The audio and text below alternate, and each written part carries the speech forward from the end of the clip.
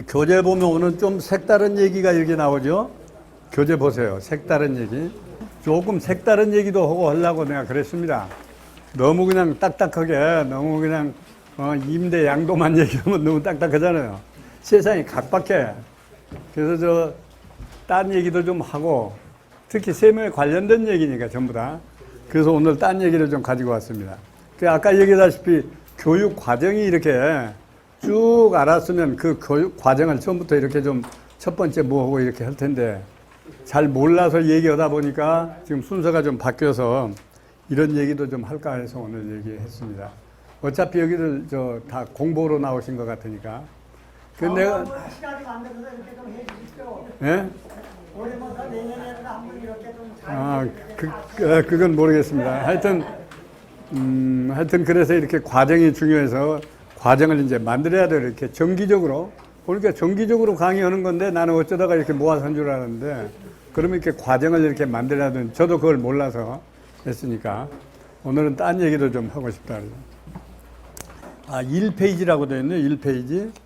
거기 이런 무슨 표가 하나 나와 있죠. 이건 참고것이라고. 이게 이제 우리나라 세금 얘기 전부를 이렇게 한 표에 모은 겁니다. 이게 몇 가지인가 저도 잘 평소에 몰라요. 이번에 강의하려고 세어봤어요. 우리 국민들이 낸 세금이 몇 가지인가 세어보니까 여기 세어보신 분 있어요? 몇 가지입니까? 27가지를 내요. 우리 국민들이 낸 세금이 27가지. 저도 그래서 오면서 세어봤어요. 27가지. 이 중에 지금 우리가 공부한 것은 이 중에 소득세만 했어요. 소득세. 그렇죠. 27가지 중에 소득세만 공부했어요. 그러니까 우리나라 사람들이 세금을 엄청나게 많이 여러 가지 냅니다. 그러니까 어떤 분들은 자기가 내는 세금이 뭔 줄 몰라요. 아마 여러분도 대부분 모르실 거예요. 갑자기 당신은 세금 뭐 내느냐 하면 셀 수가 없어요. 뭐 내는지. 그냥 고지서 오면 내고 또 고지서 오면 내고 이렇게 내니까 엄청나게 많이 내요. 그래서 이거 참고 한번 하시라고 냈습니다. 이 중에 우리가 관심 가는 것은 지금 배우는 소득세하고 또 주식회사 이런 데는 법인세라고 있어요. 법인세하고 이 두 개가 큰 거고 또 첫째 시간에 공부했던 상속세, 증여세 여기 보시면 쭉 나와 있습니다. 이런 것들이 좀 관심 문제고 그 다음에 간접세라고 하는 게 나와 있죠. 간접세. 간접세는 여러분들한테 해당되는 건 부가가치세. 부가가치세만 해당이 됩니다. 근데 여러분들이 주의하실 게 하나 있어요. 임대할 때는 다 부가가치세 내죠. 임대료의 10%. 근데 그 건물을 팔 때 이게 흔히 빠뜨린 사람이 있어요. 내가 건물 팔았어요. 10억 받고. 부가가치세 내야 돼요, 안 내야 돼요? 주택은 안 내는데 상가 있는 건 냅니다. 그러니까 그걸 깜빡해가지고 주택뿐 아니라 일반 건물도 안 내는 줄 아는 사람이 많이 있어요. 내가 팔아버렸으니까. 왜 그러냐면 주택만 과세하는 안 하는 게 아니고 안 하는 게 또 있어요. 땅은 무조건 과세를 안 해요. 땅은. 토지는 부가가치세라는 게 없어요. 토지는. 그러면 이제 여러분들이 건물을 팔면 뭘 팝니까? 건물을 판다고 생각하는데 실제로는 값이가 더 많은 게 뭐예요? 땅을 팔죠. 땅하고 건물하고 같이 파는데 우리는 그냥 건물 팔았다고 그러거든요. 근데 땅은 부가가치세는 과세 안 하고 건물만 해요. 그럼 어떻게 해야 돼요? 두 개를 쪼개야 돼요. 가격을 보니까 그러면 10억 중에 뭐 7억이 토지고 건물은 3억이더라. 그러면 7억에는 부가가치세가 안 붙고 건물에 해당되는 3억만 붙어요. 근데 이걸 그냥 모르고 다 그냥 팔았다가 나중에 혼나는 사람들이 많이 있어요. 근데 이제 한가도 그렇게 생기네요. 어떤 게? 한가도 그렇게 할 수가 있는 거예요? 한가옥도. 그러면 이제 여러분이 이제 의심스럽죠. 나는 건물 토지 얼마 이렇게 안 쪼개고 그냥 합쳐서 얼마 팔았는데 그러면 건물이 얼마고 토지가 얼마냐? 그러면 여러분 생각은 어느 쪽이 많아야 좋겠어요? 토지. 토지 쪽이 많아야 되죠. 토지는 안 매기고 건물은 아니에요. 토지 쪽이 많아야 되겠죠. 그래서 어떤 분은 이제 계약서에다 따로 써요. 10억 중에 토지가 8억이고 사실은 건물의 2억이다. 이렇게 써서 하면 2억에 대해서만 먹여야 되겠죠. 그러면 누구든지 건물은 뭐 조금만 써버리면 되죠. 그 세무서에서 잘 인정 안 한단 말이죠. 인정 안 해요. 별도 계약서 만들어도 인정 안 해요. 오래된 건물은 싸고. 그래서 이제 하는 방법이 뭐냐면 꼭 적게 하려면 처음부터 감정을 해가지고 토지가 얼마다, 건물이 얼마다. 그래서 그 정도면 그 가격으로 팔았다. 이러면 되는데 그렇지 않은 경우에는 계약서 따로 써도 인정 안 해요. 그러면 세무서는 뭘 가지고 이렇게 쪼개느냐? 기준시가 가지고 쪼개요. 기준시가가 토지하고 건물을 기준시가를 냈더니 8대2다. 그러면 8은 토지고 2는 건물이다. 이렇게 해준단 말이에요. 기준시가 가지고. 가령 기준시가가 5대4더라. 그러면 5는 토지니까 안 하는데 4는 과세하죠. 그러면 기준시가가 어느 쪽이 많아야 되겠어요? 역시 토지가 많아야 부가세는 적게 낸단 말이에요.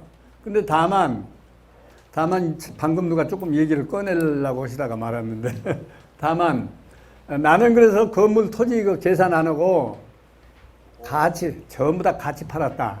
그 세법에서는 지금 포괄양도라고 그러는데 포괄. 근데 여기 주의할 게 있어요. 포괄이란 뜻이 이 세법에 포괄이란 얘기가 많이 나와요. 여러 군데 많이 나옵니다.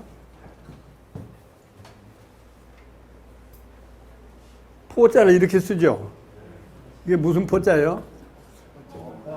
쌀 포자입니다. 쌀. 장기 포자, 장기 들 때 포기인데 쌀 포자. 왜냐하면 보따리에다 싼다는 얘기예요. 한 군데다 다 싼다. 포. 그렇죠? 한 군데다 다 보따리 싸듯이 싼다. 그 다음에 괄자는 이게 이제 포괄이라는 얘기는 그러니까 보따리 하나에다 물건을 다 이렇게 싸듯이 그렇죠? 하나 보따리에다 물건을 이것저것 다 싸듯이 그 건물에 관련되는 걸 전부 넘기면 이건 포괄양도다. 그럴 때는 부가가치세 안 내도 좋다 이런 게 있어요. 대부분 이걸 많이 이용합니다. 지금 세무사들이 가르쳐 줘가지고 포괄 전부 싸서. 그런데 이제 문제는 뭐냐면 여러분들 대부분 장부할 거예요 지금. 그렇죠? 조금 건물 큰데 다 장부해서 지금 신고를 하죠. 그 장부에 보면 별거 다 있어요. 그렇죠? 여러분들이 결산서 보세요. 어떤 분들은 자기 거 결산서도 안 보시던데 결산하는 거 보면 뭐 예금, 현금, 뭐 보증금 뭐 여러 가지가 쭉 있어요. 결산서에. 그럼 한 군데 다 쌓아야 되면 어떻게 해요? 그것들을 다 통째로 넘겨야 이게 포괄양도예요.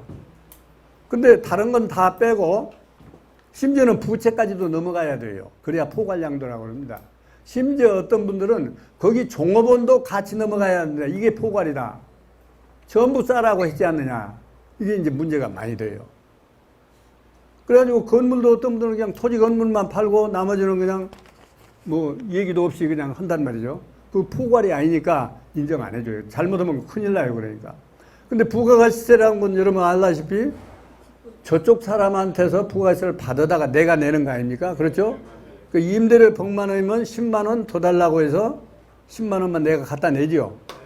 그런데 혹시 지하에 주차하신 분 계세요? 벤츠 0785 주차하신 분 안 계시죠? 예. 그렇게 이제 전부 싸서 해야 되는데 이제 빼놓고 했단 말이죠. 그러면 이제 이거 포괄이 아니지 않느냐. 보따리 하나에다 다 싸서 넘기라고 그랬는데 무엇은 넘기고 무엇은 안 넘기고 이 포괄이 아니다. 그래서 이게 나중에 추징이 되면 그럼 본래 사람한테 받아서 내는 건데 팔고 다 떠나버렸단 말이죠. 그렇죠? 그래서 이거 누구한테 받아서 나중에 이제 그러면 부가세 내가 세금 내야 되니까 주시오. 그럼 주겠어요? 나중에 안 주지? 그렇죠? 이것 때문에 문제가 많이 생겨요. 그 계약할 때 부가세 별도로 이렇게. 예, 그렇죠. 그러니까 계약할 때 반드시 부가세 별도로 한다든지. 그게 포괄로 하는 것은 좋기는 한데 조금 위험하단 말이죠. 이런 거 생각하면. 그렇죠. 여러분 결산서에 보면 간단한 임대료 같은데 세무사가 작성해준 결산서를 보세요. 별거 다 있어요. 뭐 현금, 예금부터 시작해서 뭐 보증금, 채무 다 같이 넘어가야 된다. 보증금은 빼놓고 넘겼다. 이것도 안 돼요. 차입금은 빼놓고 넘겼다. 이것도 안 돼요. 근데 보통 계약 그렇게 안 하죠. 그러니까 적어도 이것을 인정을 받으려면 형식이라도 이걸 다 넘기기처럼 만들어야 돼요. 심지어는 거기 종업원까지 넘어가야 포괄이라고 한다니까. 종업원까지. 그렇죠? 그게 주의해야 돼요. 또 한 가지는 계약서를 쓸 때 방금 말씀하신 것처럼 부가가치세는 어디 가냐 별도다. 그러니까 네가 줘야 된다. 이렇게 하면 좋은데 또 그렇게 계약들을 안 해요. 잘 모르고도 안 하고. 그래가지고 그냥 우리는 부가가세 따지지 말고 포함해서 10억으로 하자. 이렇게 계약을 해버렸어요. 별도로 안 하고. 그러면 둘이 이제 싸움이 시작돼요. 싸움이 어떻게 되느냐. 물건 산 사람은, 집 산 사람은, 아, 나는 부가가세까지 다 포함된 줄 알았다. 10억 속에. 이렇게 얘기해야 될 거 아니에요. 당신 10억 달라고 해서 부가가세까지 포함해서 받아간 거지. 그렇게 생각하고. 또 판 사람은, 아니야, 이것은 건물만 얘기했지. 부가가세 얘기는 없었지 않냐. 너 별도로 줘야 되지 않냐. 이게 싸움이 많이 붙어요. 물건 값도 마찬가지, 일반 물건 값도. 그러면 어느 쪽으로 봐야 돼요? 포함된 걸로 봐는 게 합리적이에요. 포함 안 된 걸로 봐야 합리적이에요. 그래, 그래, 네. 시세는 발생이 안 하는 거예요. 그래서 이 대법원에서 이제 결말을 냈어요. 대법원에서.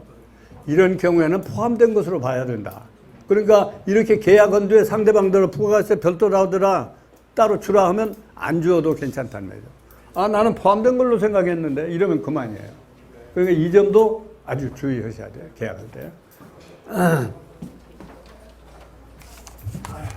이제 지금 세금 종류 얘기하다가 엉뚱한 데로 번졌습니다.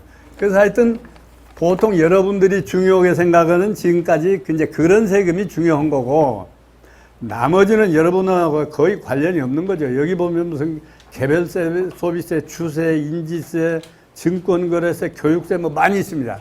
대개 여러분들하고는 해당이 없는 거고, 그것만 관심 좀 두시면 되겠습니다. 그 다음에 지방세도 여기 들어있죠. 27가지 중에. 지방세는 여러분이 관심 있는 건 취득세. 샀을 때 취득세. 그리고 평소에 내는 재산세. 이거 두 가지 중요한 거고. 재산이 좀 많은 분은 부동산, 종합부동산세. 그 걸리시는 분은 재벌급에 속하니까. 너무 많이 나와요. 재벌급에 속해요. 하여튼 거기 걸리시는 분. 네, 요건 참고로 보시고, 맨 밑에 보면 말이죠. 맨 밑에 참고사항이 몇 가지 있는데, 국세 중 목적세인 교통, 에너지, 환경세는 2010 몇 년까지라고 돼 있어요? 18년이면 맞습니다. 아까 원안 보니까 18년이 아니어서. 아, 여기 내가 보낼 때 고쳐서 보내서 그렇게 했구나. 18년 12월 31일까지만 효력이 있다. 그 다음 넘어갑시다. 2페이지라고 온 거. 이제 요것도 오늘 참고로 여러분하고 재미있는 세금 얘기 하려고 이거 만든 겁니다. 우리가 세금을 내잖아요. 세금 안 내는 사람, 국민도 있습니까? 다 내죠. 그럼 우리가 세금을 내야 되는 근거법이 뭐예요? 근거가 되는 법이. 우리는 보통 세법 그러죠? 근거는 헌법에 있어요, 헌법. 그 얘기하려고 그래요. 왜 내가 세금을 내야 되느냐? 그 근거가 뭐냐? 헌법에 있어요, 헌법에. 헌법 여기 보시다시피 38조에 보면 모든 국민은 납세 의무를 진다 이랬거든요. 모든 국민은. 그래서 누구든지 다 세금 내야 되는 겁니다. 이제 그 헌법 밑에 또 각 법률이 있어서 우리는 보통 그걸 통틀어서라고 그래요. 세법이라고 그러죠. 세법도 여러 가지가 있는데 일상적으로 통틀어서 세법 그런데 이 세법의 근거는 더 올라가면 헌법에 있다는 얘기죠. 그렇지 않으면 우리 세금 안 내죠. 헌법에 없는 것은 다 안 내요. 만일에 헌법에 없는데 세법에 세금 내라고 규정이 되어 있어요. 그러면 어떻게 돼요? 그러면 그 법률은 헌법에 위반되는 법률이니까 무효인 법률이죠. 무효인 법률. 그 요전에 얘기다시피 저도 지금 헌법재판소에 하나 사건 지금 가 있다고 그랬죠. 그것은 이제 이 전부가 무효는 아닌데 지금 나한테 적용하는 이 조항은 헌법에 위반되는 조항이니까 무효다. 지금 그렇게 낸 거죠. 헌법에 위반되면 안 되죠. 그래서 우리가 기억을 더듬어 보면 과거에 어떤 것이 있었느냐면 토지 초과이득세. 아마 연세 드신 분 다 있어요. 그거 그냥 빈 땅에다 막 매겼잖아요. 그래서 그것도 왜 없어졌느냐면 헌법재판소에서 이건 위헌이다. 그래서 없어진 거예요. 없어진 이유가 그때 지금 거의 참좀 그 땅에다가 그걸 토지초과 이것을 내니까 국가 상대로 저희 소송에서 이겼어요. 예. 그러니까 하여튼 그 법률은 그래서 그때 헌법 위반으로 없어졌습니다. 그것 말고도 세법이 조세에 관한 법률이 헌법에 위반된다고 해서 효력을 잃어버린 것도 꽤 많이 있어요. 한때는 위헌 법률 중에 세법이 제일 많이 있어요. 왜냐하면 함부로 막 세법을 제정했다가 많이 당했어요. 그래서 제가 이 법률은 헌법 위반이다 하고 헌법재판소에 제소한 게 제가 5가지를 했어요. 지금 마지막 5번째가 지금 계류 중이고 4번은 끝났거든요. 이거 다 이기셨어요? 아니 5가지 했는데 3개는 이기고 1개는 지고 1개는 아직 계류 중에 있고 지금 그래요. 잘하셨어요. 예. 그래서 내가 우리 세무사들한테 글을 썼어요. 용기 내서 이렇게 해봐라. 근데 그 중에 2가지는 옛날에 했기 때문에 그때는 헌법재판소가 없었어요. 헌법재판소가 생기기 전이에요. 그러면 위헌을 어떻게 판단했어요? 그때는 대법원이 판결했어요. 대법원이 위헌이다. 이렇게 하면 위헌이었어요. 근데 헌법재판소가 생기니까 그걸 헌법재판소로 그때 넘었죠. 그래서 이제 그때 제가 2개를 했어요. 대법원에서 위헌 여부를 판단할 때. 그리고 이제 헌법재판소가 할 때 1개 하고, 1개는 지금 아직도 계류 중이고.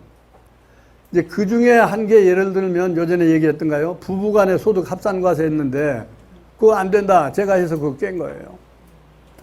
왜냐하면 재산을 따로따로 인정하잖아요. 부부간이라도 재산은 따로 가질 수 있게 했단 말이죠. 그렇기 때문에 부부간에도 재산이 이동되면 무슨 세금 매겨요? 증여세나 무슨 세금을 매기잖아요. 그렇지 않아요? 부부간에 왔다 갔다 했는데 거기다 세금을 매잖아요. 그러면 이제 왜 매기느냐 하니까 아니 부부간에도 재산 따로 갖게 되지 않냐 이렇게 세금 매겨요. 그런데 소득세 매길 때는 부부 합산해서 매긴단 말이에요. 그게 그거 아니냐 하고. 양도소득세도 합산. 그래서 위헌이라고 했는데 마침 이겼어요.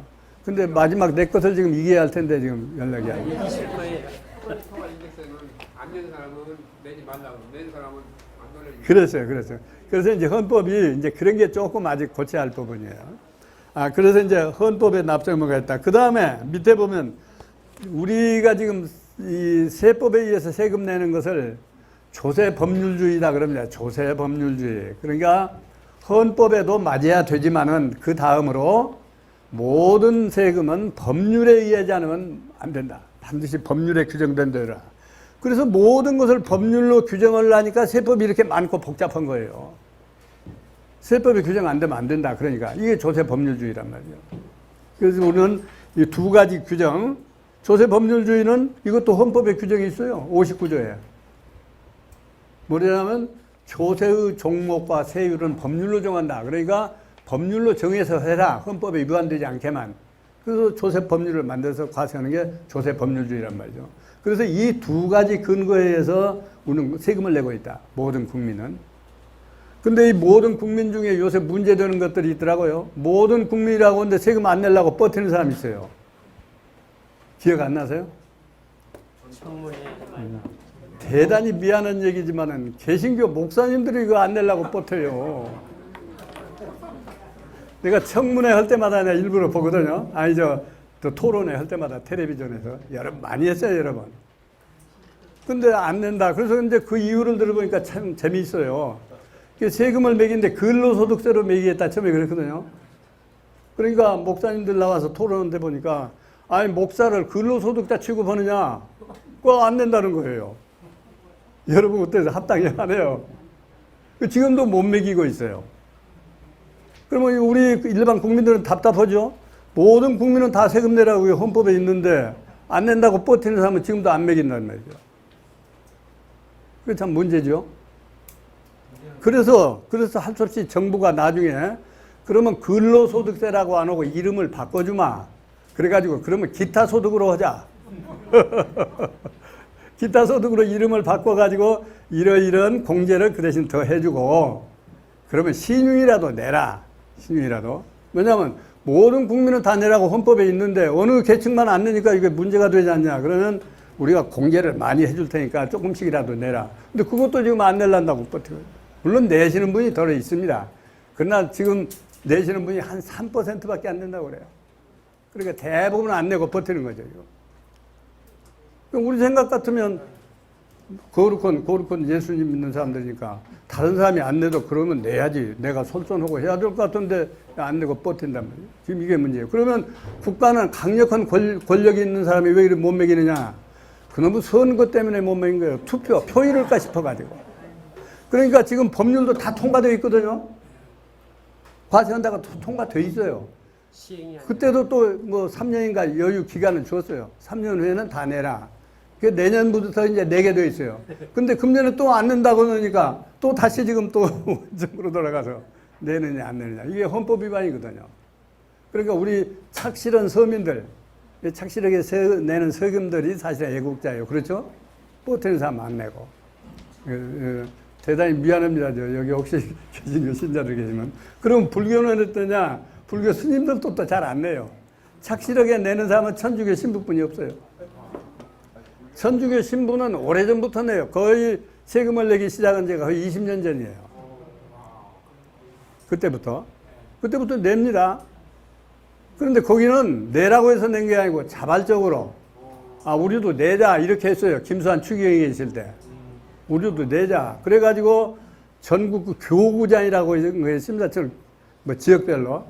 교구장들을 다 모아놓고 우리 세금 지금부터 내자. 반대할 사람이 있어요? 다 좋습니다.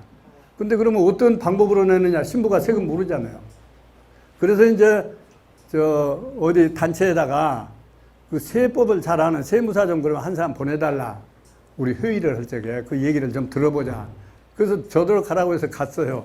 그래서 제가 그 자문을 했거든요. 이렇게 세금 내면 됩니다. 그래가지고 그 업무를 관장하는 신부님을 모시고 국세청에 갔어요. 가서 높은 사람을 만났어요. 나 만나가지고 이제 신부님이 얘기하더라고요. 우리 신부들 천주교에서는 세금을 내기로 합의를 했습니다. 근데 어떻게 내면 좋을까요? 내가 모시고 갔거든요. 그러니까 그 국장 얘기가 아주 재미있어요. 아니 천주교에서 세금 내겠다고 깃발만 들어줘도 우리는 천군만만을 얻은 거고 다름없습니다. 종교인들이 세금 안 내서 지금 골치 아픕니다 그러더라고. 그러니까 알아서 내시오 이러더라고요. 그러니까 낸다고 한 것 선언만 해줘도 이 천군만만 얻은 것 같으니까 그냥 내는 방법은 알아서 내시오. 그래야 그때부터 내거든요. 96년부터 했는가 그러니까 뭐 하여튼 한 20년까지 지금 내고 있습니다. 근데 신부들은 또 낼 세금 몇 푼 안 돼요. 왜 그래요? 월급이 눈꽃만 하다고요. 예, 월급이 조금밖에 안 돼요. 그러니까 뭐 월급 받아서 자기 뭐 머리 이발하고 어쩌고 하면 없어요. 그러니까 낸다는 게 불과 몇천 원씩 내요. 왜냐면 공제받고 나면 그 몇천 원도 다른 사람 같으면 낼 게 없을 거예요. 근데 신부들은 가족이 없잖아요.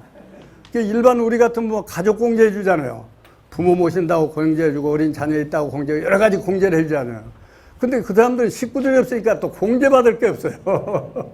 그러니까 월급이 작은데 그 공제받을 거 없고 그러니까 몇천 원씩 내요. 그래도 낸다는 것 자체가 큰 의미가 있잖아요. 그런데 한쪽에서 그러니까 그 토론회, 텔레비전 토론회 할 때 보면 재미있어요. 종교단체에서 다 나오라 그랬는데 스님들도 안 나와버리고 천주교 신부들도 안 나와버리고 나오는 사람들은 개신교 목사님들만 나와요. 그러니까 이게 토론이 제대로 안 되지. 내가 늘 그 토론을 들으면서 답답하게 생각한 게 바로 그거거든요. 그래서 내가 한 번에는 또 물었어요. 아니 종교단체가 다 나와서 협의를 해야지 어떻게 목사님들만 나와서 그러냐 그랬더니 아나운서 얘기가 통지는 다 했는데 천주교 신부들은 오늘 어차피 내는데 뭐하러 나가느냐 안 나온다는 거예요. 그래서 여담입니다. 대단히 죄송합니다. 하여튼 헌법에 이런 규정이 있다. 그 다음에 두 번째로 법의 내용 그런 얘기했죠. 법의 내용 제목만 가지고 왔는데 법이라고 하는 게 우리나라에 엄청나게 많잖아요. 법률이. 대개 얼마나 될 것 같아요? 법률 수가. 1000개 넘을 것 같아요? 안 넘을 것 같아요? 법률 수가. 2000개 넘을 것 같아요? 안 넘을 것 같아요? 2000개도 넘습니다. 그렇게 법률이 많아요. 그런데 옛날보다 법률이 훨씬 많아졌거든요. 근데 법률이 많아지니까 그럼 뭐 법률을 더 잘 지켜야 될 거 아니에요. 반대로 지키는 것은 더 안 지켜요. 법률이 많을수록 법률은 더 안 지켜요. 우리나라 사람들이. 그래서 어떤 사람은 이런 얘기를 했어요. 우리나라는 법률 인플레이션이라는 것도 있다. 인플레이션이 뭐예요? 돈이 점점 많아져 가지고 가치가 점점 떨어지는 게 인플레이션이죠. 근데 우리나라는 법률이 점점 많아지면서 점점 더 안 지킨다. 그러니까 우리나라는 법률 인플레이션이 걸려 있다. 법률의 가치가 별로 없게 됐다. 이런 얘기까지 있어요. 근데 이 모든 법률, 많은 법률이 있는데 이 법률 내용이 다 다를 거 아닙니까? 법률마다 내용이 다 다르겠죠. 근데 2,000 몇백 개, 2,700개인가 돼요. 이 법률 전체를 통틀어서 그 법률의 내용에 무엇을 그러면 법률에다 실은 거냐? 법률 내용이 뭐냐? 전부 다 통틀어서 그걸 딱 두 가지로 집약을 하면 뭐냐? 이렇게 내가 물으면 법률 공부한 사람들도 대답을 못해요. 법이라 모든 법의 내용 중에 크게 나눠서 두 가지만 들어봐라. 법률의 내용 두 가지로만 분류하면 뭐냐? 대답한 사람 지금까지 못 봤어요. 하지 마라. 또 어떤 것은 하라. 어떤 것은 하라. 어떤 것은 하지 마라. 아, 좋은 말씀이에요. 좋은 말씀인데 여기 그 맞는 얘기예요. 근데 여기는 뭐라고 썼어요? 법의 내용을 크게 나눠서 권리와 의무다. 그러니까 모든 법률을 다 뒤집어 보면 권리 얘기 아니면 의무 얘기예요. 두 가지예요, 딱. 그렇죠? 이 두 가지를 내용으로 하지 않는 것은 법률이 아니에요. 법률 형식은 취했어도 그건 법률이 아니에요. 모든 법의 내용은 권리 얘기 아니면 의무 얘기예요. 두 가지. 근데 우리 세법은 주로 뭐가 더 많을 것 같아요? 권리보다 의무가 더 많죠. 맨 의무예요. 전부 다 의무. 그러나 통틀어서 보면 권리 얘기 아니면 의무 얘기예요. 아주 중요해요. 어디 가서 여러분 한번 써잡숴 보세요. 응? 모든 법률의 공통적인 내용 두 가지로만 얘기해라. 대답한 사람 없어요. 권리 아니면 의무예요. 두 가지. 참고로. 근데 우리는 주로 의무를 많이 규정한 세법을 지금 공부하고 있다. 이렇게 보시면 됩니다. 그 다음에 세 번째, 시효라는 얘기가 나오죠. 시효. 이제 그 중에 권리 의무 중에 권리 의무를 얘기하는 게 법률인데 그 중에 법률에 보면 시효라고 하는 게 시효. 시효란 뜻은 뭐냐면 글자 그대로 시간의 흐름에 따라서 권리가 바뀌고 의무가 바뀐단 말이죠. 시효라고 시효. 근데 보통의 경우에는 권리 의무가 바뀌려면 어떻게 해야 돼요? 권리 의무가 바뀌려면 어떻게 해야 권리 의무가 바뀝니까? 관계 있는 사람끼리 계약을 한다든지 매매를 한다든지 이런 행위를 해야 바뀌죠. 우두컨이 있는데 바뀝니까 법률이? 내가 무언가 행위를 하니까 권리 의무 내용이 바뀌죠. 근데 행위를 안 해도 권리 의무가 바뀌는 게 딱 한 가지 있단 말이죠. 우두컨이 있어도 권리 의무가 바뀌어요. 내가 말 한 자리도 안 하고 뭐 계약서 한 장도 안 썼는데 권리 의무가 바뀐다. 그게 뭐냐면 시효예요. 시효. 시효는 그냥 가만히 있었는데 시간만 흘렀다는 이유로 권리 의무가 바뀌어요. 이게 시효거든요. 세법에도 그런 게 중요한 거 있어요. 그래서 오늘 얘기하는 거예요. 지금 시효가 있습니다. 그래서 민법에 보면 중요한 게 두 가지가 있어요. 민법에도 이런 게 있어요. 세법에도 있고 취득시효가 있고 소멸시효가 있다 그랬죠. 취득시효는 가만히 있었어요. 세월만 그냥 흘렀지 가만히 있었어요. 그런데 권리가 얻어졌어요. 권리가 생겼어요. 이게 취득시효예요. 취득시효. 가만히 있었는데 그게 뭐냐면 민법에 보면 어떤 주인이 자기 땅인데 자기 땅 관리도 안 하고 행세도 안 해요. 그런 땅 많이 있죠. 저 북한 이런 데가, 저 북쪽 이런 데 가면. 근데 누가 주인이 없는 땅이니까 자기가 계속 경작하고 했어요. 이제 내 땅이다 생각하고 있어요. 10년 넘어서, 이거 이제 내 땅 되어버린 거다 주장하면 그 사람 거 되는 거예요. 이게 취득시예요. 취득시. 그 다음에 또 반대로 그런 것들은 권리 의무가 생기죠. 우두컨이 있고 시간만 흘렀는데 권리 의무가 생겼죠. 반대로 권리 의무가 소멸하는 게 있단 말이에요. 우두컨이 있었는데 내 권리가 어디로 없어졌어요. 의무도 없어졌어요. 그런 게 이제 소멸시효입니다. 소멸시효. 소멸해버렸다 그런 얘기죠. 이렇게 민법에도 보면 취득시효가 권리 있고 소멸시효가 있는데 세법에도 이게 있단 말이죠. 세법에. 그런 걸 공부를 그 민법에 있는 원리를 받아들여 가지고 세법에도 그런 규정이 있어요. 그 첫째 것이 뭐냐면 부과권. 거기 보세요. 부과권. 지금 세법에 정부가 갖는 권리는 부가권, 징수권 이렇게 나눠져 있죠. 부가권은 제척기간이라고 그래요. 근데 용어를 좀 바꿨어요, 여기는. 제가 방금 소멸이라고 그랬죠. 그래서 이 세법에서는 그 세금을 매길 수 있는 걸 부가라고 그러죠. 우리는 쉽게 얘기할 때는 세금을 매긴다 그러는데 법률 용어로 쓰면 세금을 부과한다 그러죠. 부과한다. 이 부과할 수 있는 권리는 누가 있어요? 정부에 있죠. 이 정부에서 이 부과권도 없어지는 경우가 있다. 그런데 어떻게 없어지냐? 가만 우두커 있었는데 시간이 경과해버려서 없어져요. 부과 못해요. 이게 부과권인데 여기는 소멸이라는 말을 안 쓰고 제척이라는 말을 썼습니다. 제척. 이 척자가 한문으로 무슨 척이라고 그럽니까? 물리칠척. 그러니까 부과 못한다. 물리칠척. 그 제척기간이라고 그랬어요. 그 다음에 또 한 가지는 뭐가 있냐면 징수권은 뭐라고 그랬어요? 여기는 지금 얘기한 대로 소멸시효라고 그랬어요. 세법만 이렇게 두 가지로 나눠놨어요.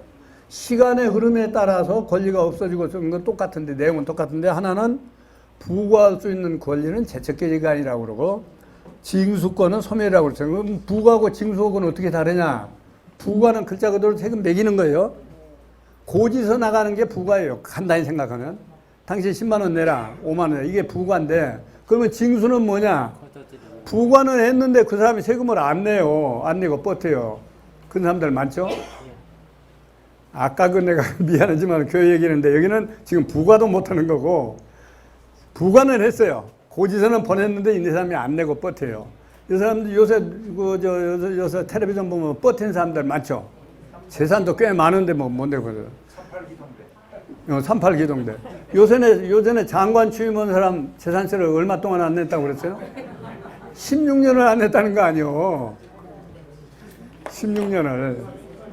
그러니까 우리 같은 이 소시민, 어진 백성들만 착실하게 내고 16년을. 그래서 이제 장관 되려고 보니까 그 청문회에서 들통났단 말이죠. 그러니까 딸이 얼른 내버렸잖아요, 지금.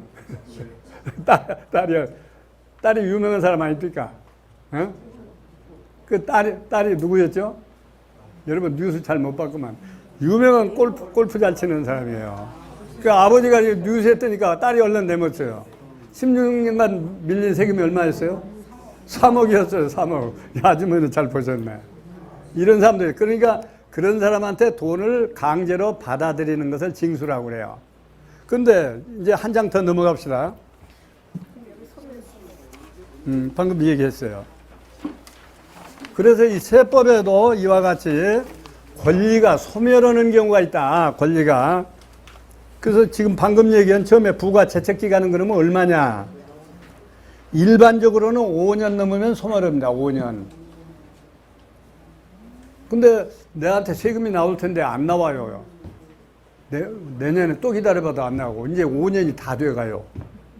5년 넘으면 세무서에서 세금 내라고 못해요. 그런데 5년이라는 기간을 언제부터 따져서 5년이냐? 본래 내가 신고돼야 할 날이 있죠. 여러분 종합소득세 같으면 언제 신고합니까? 5월 말이래. 그날부터 5년이에요. 신고 안 한 날부터 5년이에요. 5년 넘으면 소멸해요.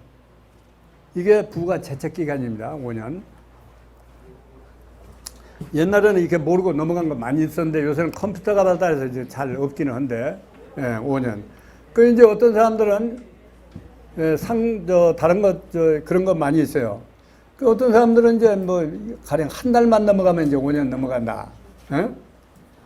심지어는 하루만 넘어가면 5년 넘어가는데 하루 남겨두고 딱 나와요. 고시사가 세금 내라고. 꼼짝없이 걸려요. 하루 사이에. 정확하게 5년이니까. 그런 경우가 많이 있어요. 그 다음에 여기 예외라고 그랬습니다. 예외. 일반적으로는 5년인데 사기 기타 부정한 행위를 했다. 이 사람이 세금 안 내려고 처음부터 뭐 꾀를 냈다. 문서도 위조했다. 그런 것이 나타나면 10년간이에요. 10년 넘어야 돼요. 그 다음에 신고서를 제출하지 않았다. 아예 신고서도 안 냈다. 그럼 7년간이에요. 무슨 얘기냐면 신고는 했는데 누락된 게 있다든지 신고는 했는데 잘못했다든지 이런 건 5년 넘어가면 되는데 이 사람은 처음부터 신고도 안 했다. 그러면 7년이에요. 7년 넘어가야 돼요. 상속세 증여세는 더 오래 해요. 10년. 이것도 과거에는 5년인데 이렇게 늘렸어요. 10년 넘어가야 돼요. 상속세층에서는. 여기도 예외가 있는데 어떤 것은 15년짜리가 있어요. 어떤 경우입니까? 부정행위, 아까 얘기한 사기 기타 부정한 행위를 한 사람, 상속세 안 내려고 뭐 서류를 위조했다든지 뭘 했다든지 이런 거 한 사람은 15년이 지나야 되고, 그 다음에 신고를 안 한 사람도 역시 15년이 지나야 되고, 그러니까 일단 신고는 해야 돼요. 조금이라도 틀리게라도 해야 돼요. 그러면 10년이면 되는데 아예 그냥 손을 안 얹었다면 5년간 더 있어야 돼요. 그렇죠? 그러니까 어떤 분은 이렇게 하는 분도 있어요. 내가 신고는 해야 되는데 당장 세금 낼 돈이 없다. 그러면 조금 줄여서 신고를 합니다. 나중에 내라고 하면 낼. 그러더라도 이런 사람들은 시효는 신고는 했으니까 10년이거든요. 근데 아예 이것도 안 한 사람은 15년이니까. 그런 사람들 있어요. 그 다음에, 근데 그 상속세는 말이죠. 상속세는 그 상속세 과세가액이 50억 넘는 사람은 평생이에요. 이거 최근에 생겼어요. 전에는 없었는데 50억 넘는 사람은 평생 따라가기로 하자. 외국에 그런 거 많이 써요. 죽을 때까지. 그러니까 이제는 뭐 상속세 탈세 거의 못합니다. 죽을 때까지. 외국에 이런 예가 많이 있어요. 그런데 죽을 때까지 하자고 그러는데 거꾸로 선진국들 있죠. 선진국들은 또 상속세 아예 없는 나라가 또 많이 있어요. 카나다 같은 나라도 상속세가 없어요. 징역세도 없어요. 근데 재미있는 얘기는 미국에서 상속세를 없애려고 그래요. 정부가. 우리도 상속세 없애자. 근데 왜 없애려고 그러겠어요? 미국 같은 나라? 부자들이 기부 많이 오고 오니까, 없애려고 그래요. 그러니까 이제 오히려 부자들은 그거 없애지 말라고 그래요, 또. 우리 형은 생각이 전 거꾸로요. 상속세 놔둬라. 왜 없애려고 그러냐. 어차피 나는 다 기부한다. 기부하면 세상에 알려지고 생생나고 좋잖아. 세금으로 내라고 해서 내는 것보다 기부하는 게 훨씬 좋잖아요. 그러니까 미국은 재벌들이 그냥 놔둬라. 상속세 없애지 말고.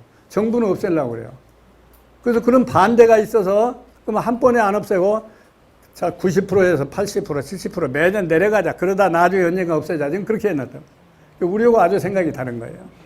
그리고 우리 지금 평생 따라다닙니다.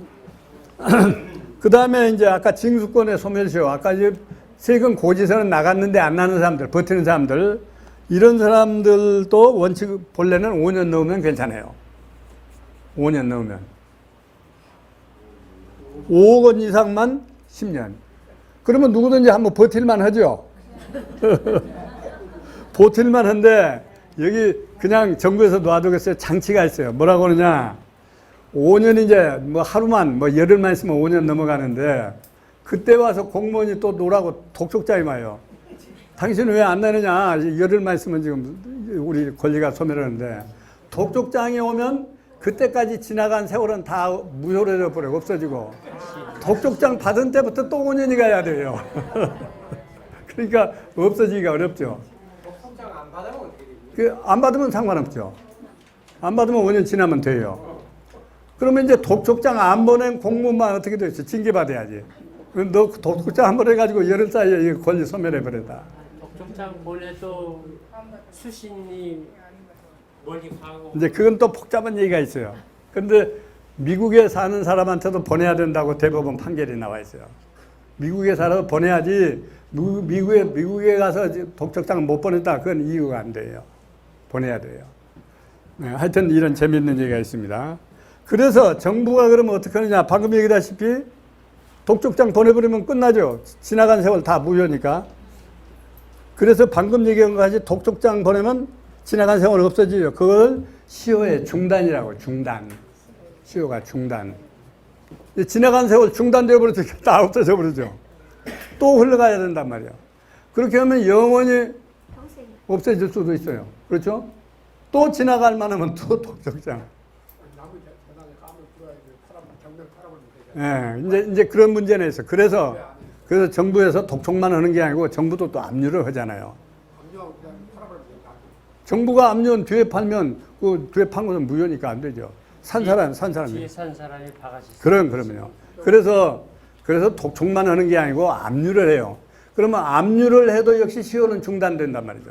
압류하면 압류하기 전까지 세월은 다 무효고 그때부터 또 진행이 돼야 돼. 압류하고 그다음에 경매 진행시키면 되잖아요.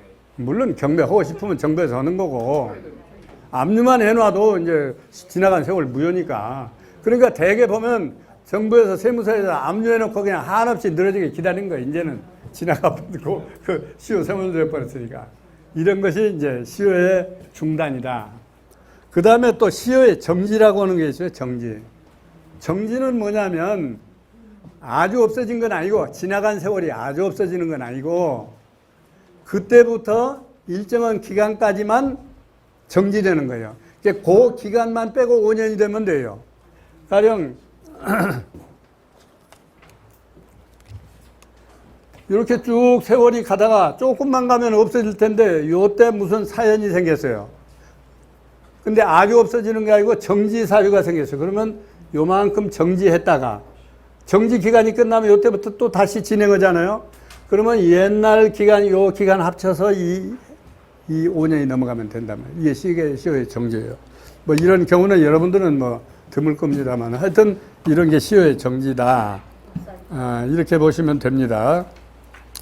맨 밑에 사례는 시간이 이제 다 됐는데 맨 밑에 사례는 요전에 얘기하다가 조금 내가 얘기를 빠뜨린가 2가지 사례를 들었는데 상속세 엊그제 말이죠. 은행에서 무슨 절세하는 강의를 한다고 그래요. 은행에서 세금 잘 아는 사람 데려다가 은행 고객들한테 이렇게 그래서 나도 잘 아는 은행인데 나들 자꾸 나와달라 해서 갔어요.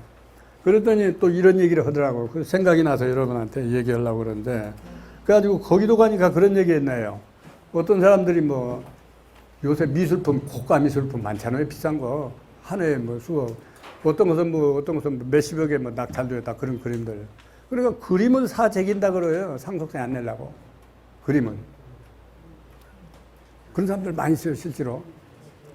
심지어 어떤 데는 요 나무 같은 거 그 정원에 심는 나무 비싼 것들 있죠. 몇 억씩 가는 거. 그런 걸 사서 딱 심어놓는다 하는 건데 세무 공무원이 그것까지 알겠느냐 그거예요. 그 그림을 모은 사람들이 많이 있는데 그게 아주 위험한 걸 봤어요. 요전에 얘기했던가요? 며느리가 투서해버리더라니까. 우리 지하실에 오면 지금 그림이 그득하다. 근데 상속세 신고 안 했다. 며느리가 세무서장한테 투서를 해버렸어. 그러니까 세무서장이 직원들을 얼른 보냈대요. 보내보니까 정보가 안 들어가서 그거 안 치우고 있어요. 공무원이 올 때까지. 그거 보니까 그득그득한 거예요. 수십억.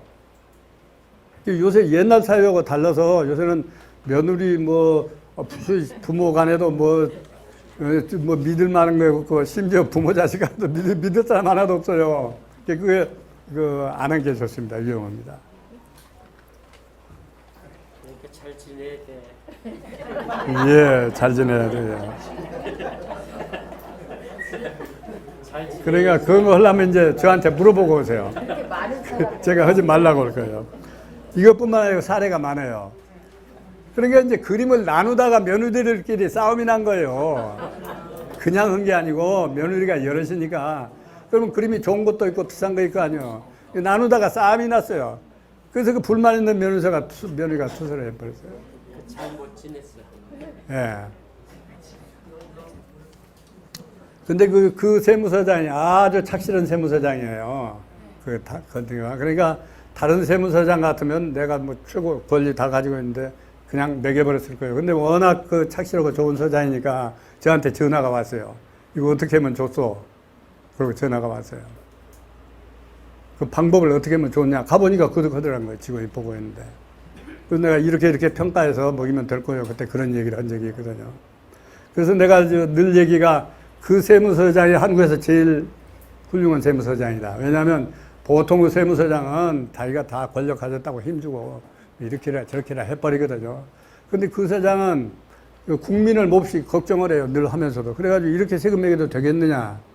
심지어 저 시골에 가 서장할 때도 저한테 전화가 와요. 밤중에도 와요. 그렇게 매겨도 되겠느냐. 내가 한국에서 제일 훌륭한 세무서장이라고 그래요. 그분들은. 그렇게 착실한 분이 있어요. 그것도 이 양반이 학벌도 좋아요. 서울 상대 나왔어요. 그런데 그렇게 착실해요. 저거 아주 다른. 근데 이제 저거 2년은 제가 이렇게 옛날에 강의를 했는데 그 세무사 양성하는 학원에서 강의를 했는데 세무서 과장인데 이 강의를 들으러 나와요. 아침마다. 당신 이거 안 들어도 세무사 될 텐데 옛날에는 고위직으로 지낸 사람은 다 그냥 공짜로 줬거든요. 당신 그냥 줄 텐데 뭐하러 나왔느냐 그랬더니 나는 상대를 다녀서 법률을 잘 모르니까 공부를 해야 되겠고 또 하나는 세무사 자격을 따면 그 평가할 때 가점을 줘요. 그렇기 때문에 그 아침마다 나와요. 건방진 세무서장이나 과장들 안 나와요. 근데 그렇게 착실한 분이 서장이 되니까 그렇게 부과할 때마다 어려운 것은 전화를 해서 이게 매겨도 되겠습니까? 한국에 제일 가는 세무서예요. 그런 일이 있습니다. 그분이 이제 아까 미술품 얘기를 하더란 말이죠. 어떻게 매겼으면 좋겠느냐. 그 다음에 이제 두 번째 사례는 이게 중요해요. 조금 시간 남았는데 여러분이 말 절제를 한다고 해서 좀 제가 나쁜 표현을 하면 꾀를 내는 사람 많이 있거든요. 이렇게 하면 세금 안 낼까 저렇게 하면 안 될까 많아요.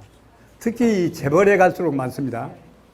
우리 같은 소시민보다 재벌들이 맨날 꾀를 내거든요. 이렇게 해가지고 어떤 분이 상당한 재벌인데 연구를 해서 아마 누구 전문가한테 물어서 했을 거예요. 그것도 세무사나. 그래가지고 어떻게 했느냐면 평소에 자기 회사 주식을 큰 회사니까 주식을 자녀들한테 계속 주었어요. 또 예금도 계속 해주었어요. 옛날에 이렇게 금융실명제 안 할 때는 이게 잘 안 나타나니까 몰라요. 아들들한테 예금도 상당히 해주고 주식도 상당히 주고 했단 말이죠. 그러면 이제 그때부터 주식을 받을 때부터 아들, 딸은 어떻게 합니까? 예금에서 이자 나오죠. 주식에서 배당금 나오죠. 이런 것들이 이제 많이 쌓였어요. 얼마 동안 쌓았겠어요? 아까 여기 우리 제척기간 얘기했죠. 얼마 이상 넘으면 과세 안 한다고 했죠. 그 기간 동안 계속 쌓았어요. 옛날에 10년이니까 10년 동안 계속 쌓았어요. 그러다가 10년이 딱 넘으니까 10년 고개를 넘으니까 그러면 이제 발각이 되어도 나 못 먹이지 않느냐. 10년이 넘었으니까. 이렇게 해가지고 그 주식을 팔고 예금을 다 빼서 빌딩을 이제 샀어요. 아들이. 거기다 세금을 턱 먹였어요. 왜냐하면 아들한테 당신 무슨 돈이 있어 이렇게 큰 빌딩 샀느냐. 그러니까 아들이 보시오. 예금에서 이자가 그동안 10년 동안에 얼마 나오고 배당 받은 게 얼마고 이거 내가 다 합쳐서 산 거다. 이렇게 소명을 했어요. 근데 세무서에서 고지를 해버렸어요. 그러면 이제 재판에 가야 되잖아요.